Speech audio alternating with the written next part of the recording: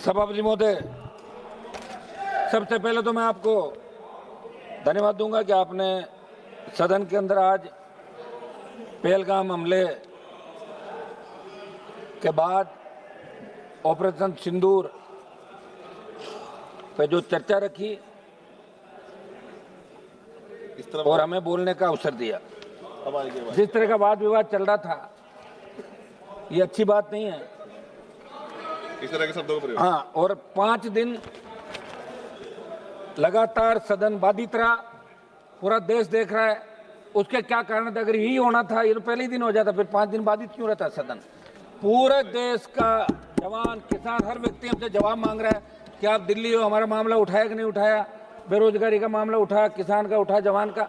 निश्चित रूप से मैं आपको धन्यवाद दूंगा, अध्यक्ष जी को और हमारे पक्ष विपक्ष सबको, कि आखिर सदन ऑर्डर के अंदर आया और आज इस महत्वपूर्ण विषय पे ऑपरेशन सिंदूर, जिसको लेके हर भारतीय के मन के अंदर ये था कि ऑपरेशन सिंदूर के बारे में खुली चर्चा होनी चाहिए। आज सदन के विद्वान सदस्यों ने अपनी अपनी बात रखी।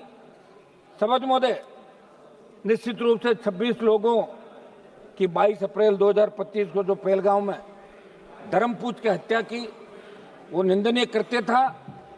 और उस पल जितने भी टेलीविजन पे, सोशल मीडिया पे इस खबर को देखा, हर घर के अंदर रुदन था। बच्चे, महिलाएं, बूढ़े सब एक ही बात कह रहे थे कि बहुत गलत हुआ, हम आज भी सुरक्षित नहीं हैं। मोदी जी ने 11 साल जो हमें सुरक्षा की गारंटी के नाम पे वोट लिया और ये बात कही कि हमारी सरकार अगर एनडीए की आई तो हम शहादत नहीं होने देंगे, हिंदुस्तान सुरक्षित होगा। और 26 लोगों की, रुको यार, क्या कर रहे हो, रुको तो एक बार। बोलो बोलो। जिस तरह सभापति चुप कराइए इनको। जिस तरह 26 लोगों की निर्मम हत्या की,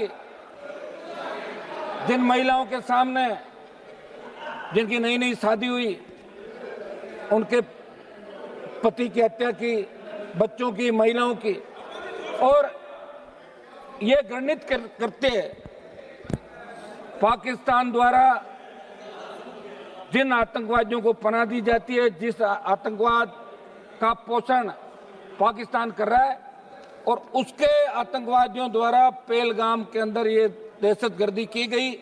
दुर्भाग्य से हमारे सिस्टम के अंदर भी कोई चूक रही होगी सभापति महोदय, कि अंतर्राष्ट्रीय सीमा पे पहलगाम नहीं है, लेकिन वहां तक ये आतंकी कैसे पहुंचे? क्या अपना खुफिया तंत्र इतना कमजोर हो गया? और वहां इतनी संख्या में अगर पहलगाम के अंदर पर्यटक आते हैं तो सुरक्षा के क्या इंतजाम आपके थे?